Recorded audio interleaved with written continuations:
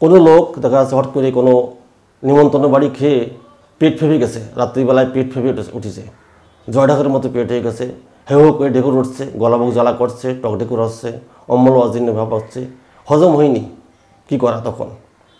কোথাও ডাক্তার নেই, ডাক্তার যদিও আছে দেখা গেল অ্যালোপ্যাথি ডাক্তার বা আছে, হয়তো হোমিওপ্যাথি আপনি খান, হোমিওপ্যাথি ডাক্তার কাছে পেটে নেই, কী করবেন?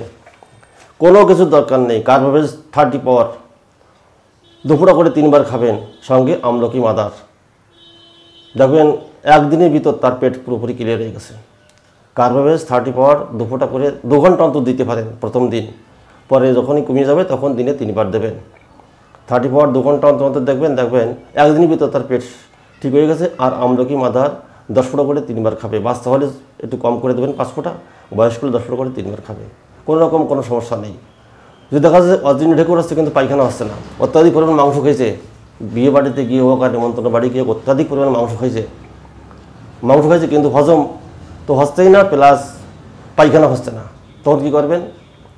রাত্রে দিনের বেলা তো কার্বোভেজ দিচ্ছেন, রাত্রে খাওয়া দাওয়ার পরে বা খাওয়া দাওয়ার আধ ঘন্টা আগে নাক্স 30 পাওয়ার 2-3 ফোঁটা করে, রাত্রিবেলার দিকে কিন্তু দিনের দিকে না, 2 ঘন্টা অন্তর 2-3 বার খেয়ে দেবেন। আর দিনের বেলা আমলকি দেবেন, আর রাত্রি খাওয়া দাওয়ার আগে নাক্স দেবেন, খাওয়া দাওয়ার পরে আমলকি দিয়ে দেবেন 10 ফোঁটা। একদিনের ভিতর তার পেট ফাঁপার সমস্যা সমাধান হয়ে যাবে। এটা এমার্জেন্সি ক্ষেত্রে আপনাদের যেগুলি দরকার সেগুলি আপনাদের সামনে আমি এখন শেয়ার করছি।